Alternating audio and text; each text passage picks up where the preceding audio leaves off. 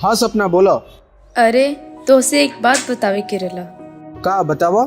से बताई हम तोहरा के प्यार नहीं करत, हम केहू और से प्यार करत बानी। ई मजाक के टाइम नहीं सपना। ई मजाक ना है, ई हकीकत है। आज के बाद तू हमरा के दोबारा कॉल मत करी है। ई सपना का कहत बड़ू? Hello hello. सुनो ना, हाँ देखो हमारे बीच ऐसा कुछ भी नहीं है। जो भी प्यार व्यार था वो सब गलतफहमी था। मुझे आज के बाद दोबारा कॉल मत करना। तू समझा तारा, तू का कहा तारा? तोहरा तरफ से जे कुछ भी होके, हम तो तोहरा से प्यार करी ले। तुमको जो सोचना है सोच लो, क्योंकि मैं तुमसे नहीं किसी और से प्यार करता हूँ। रखता हूँ। Hello hello.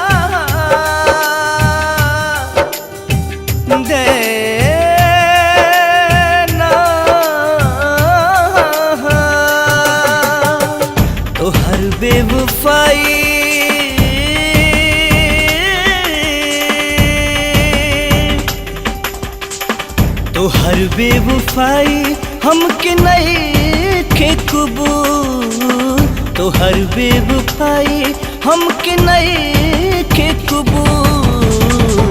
हो जाई बुझान एक दिन गुलरी के फूल, हो जाई बुझान एक दिन गुलरी के फूल।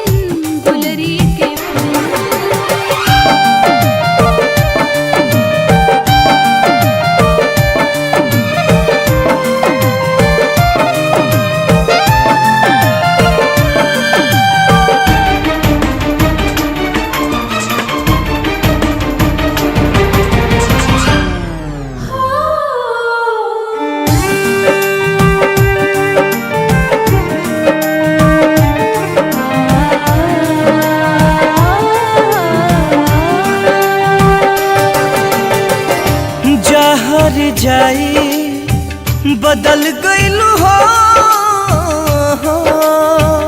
साथे नु हमारे तू छा गईलू हो। जा जान झूठा कसम खैला हो, एको न वादा तू निभा पैला हो।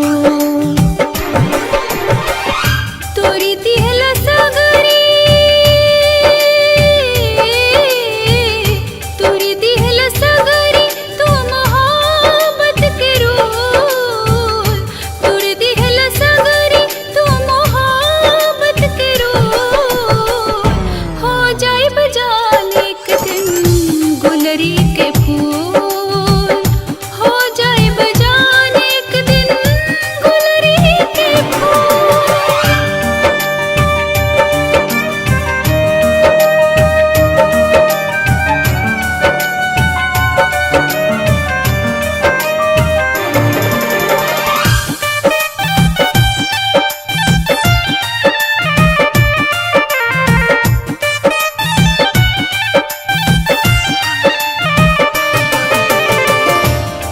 तोहरे शहर से चल जाइब हो,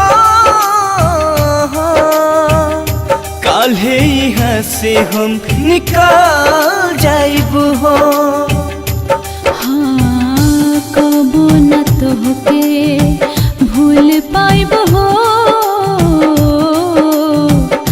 खाके जहर हम त मर जाइब हो।